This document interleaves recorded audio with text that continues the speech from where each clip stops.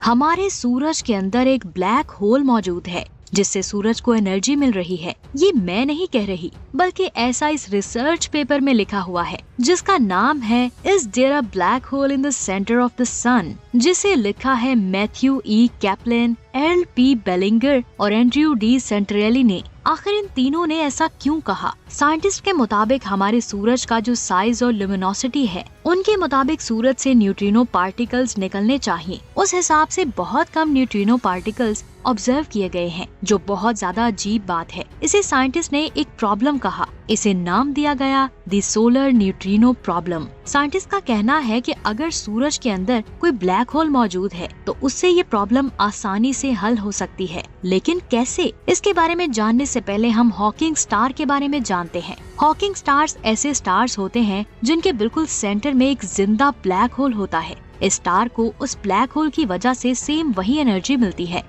जो आम स्टार्स को उसके अंदर होने वाली न्यूक्लियर फ्यूजन की वजह से मिलती है। मुझे उम्मीद है आप न्यूक्लियर फ्यूजन के बारे में जानते होंगे और ये भी जानते होंगे कि जब एक स्टार की उम्र पूरी हो जाती है तो उसमें एक धमाका होता है, जिसके बाद वो स्टार एक ब्लैक होल बन जाता है। लेकिन ये बात समझ में नहीं आ रही कि एक ब्लैक होल किसी भी स्टार को अपनी तरफ खींचकर निगल लेता है, तो उस ब्लैक होल से एक स्टार को एनर्जी कैसे मिल सकती है? इसके बारे में जानने के लिए हमें पहले ब्लैक होल को समझना होगा। 1783 में एक साइंटिस्ट जॉन माइकल ने एक लेटर लिखा। इस लेटर में उसने एक ऐसे स्टार के बारे में बताया जिसकी एस्केप वेलोसिटी लाइट की स्पीड से भी ज्यादा हो सकती है। इतनी स्पीड पर वो स्टार हमें दिखाई ही नहीं देगा। उस साइंसदान ने ये कैलकुलेट किया कि एक स्टार जो हमारे सूरज से 500 गुना ज्यादा बड़ा होगा, उसकी ग्रेविटी इतनी ज्यादा होगी कि उससे निकलने वाली लाइट उसके एटमॉस्फेयर से बाहर निकल ही नहीं पाएगी। और फिर साइंसदानों ने उस स्टार को नाम दिया डार्क स्टार। उस साइंटिस्ट का ये आइडिया तो सही था,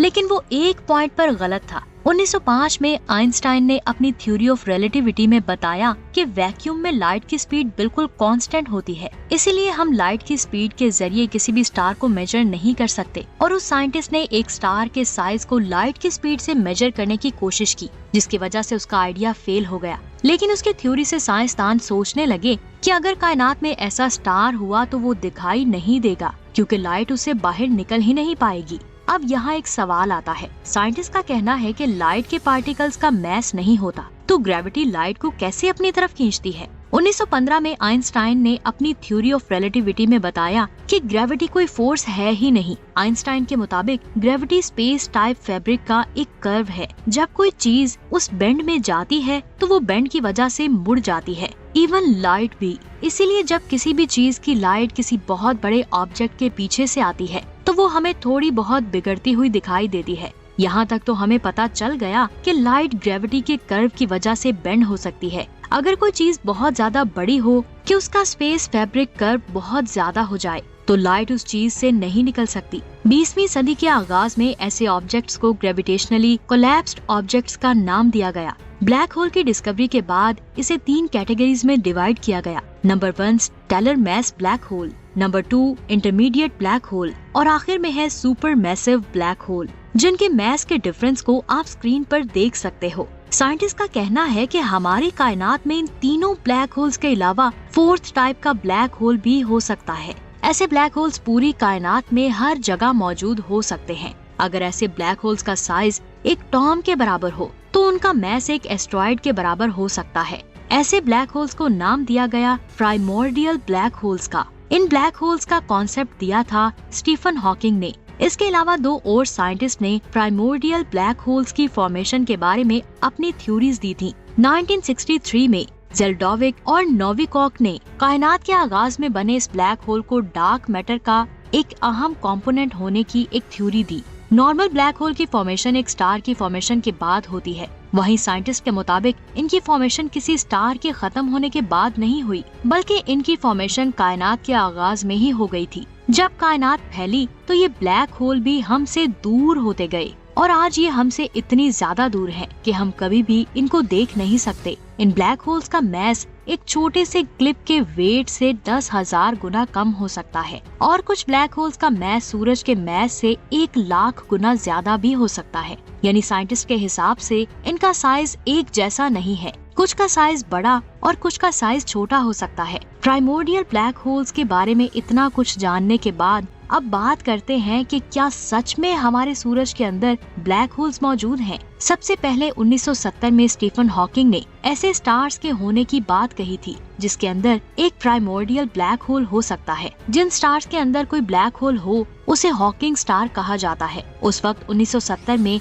साइंसदानों ने ये पता लगाया कि हमारा सूरज उतने न्यूट्रिनो पार्टिकल्स को जनरेट नहीं कर रहा जितने उसे फ्यूजन रिएक्शन के जरिए खारिज करने चाहिए थे। स्टीफन हॉकिंग ने एक ख्याली थ्योरी दी। उसके मुताबिक हो सकता है कि हमारे सूरज के अंदर एक ब्लैक होल मौजूद हो जो सूरज के मैटर को कंज्यूम कर रहा हो। सूरज की जितनी एनर्जी को साइंटिस्ट कैलकुलेट कर रहे हैं हो सकता है उसमें से कुछ एनर्जी उस ब्लैक होल की हो। लेकिन जब साइंटिस्ट ने न्यूट्रिनो ऑसिलेशन के बारे में पता लगाया तो साइंटिस्ट ने हॉकिंग के इस आइडिया को रिजेक्ट कर दिया। न्यू स्टडी के मुताबिक न्यूट्रिनो की खसूसियात काफी तेजी से चेंज होती हैं, जिसकी वजह से न्यूट्रिनोज को डिटेक्ट करने वाला आला बहुत सारे न्यूट्रिनोज को डिटेक्ट नहीं कर पाता, जिसकी वजह से स्टीफन हॉकिंग की थ्योरी को रिजेक्ट कर दिया गया। लेकिन कुछ टाइम पहले साइंटिस्ट ने प्राइमोर्डियल ब्लैक होल्स को एक नए तरीके से देखना शुरू किया। उनके मुताबिक हमारी कायनात में जितने भी अननोन मैस हैं, जो पूरी कायनात में 30% है, जिसे डार्क मैटर कहा जाता है, वो मैटर प्राइमोर्डियल ब्लैक होल की वजह से बन सकता है। साइंटिस्ट के मुताबिक हम डार्क मैटर को देख तो नहीं सकते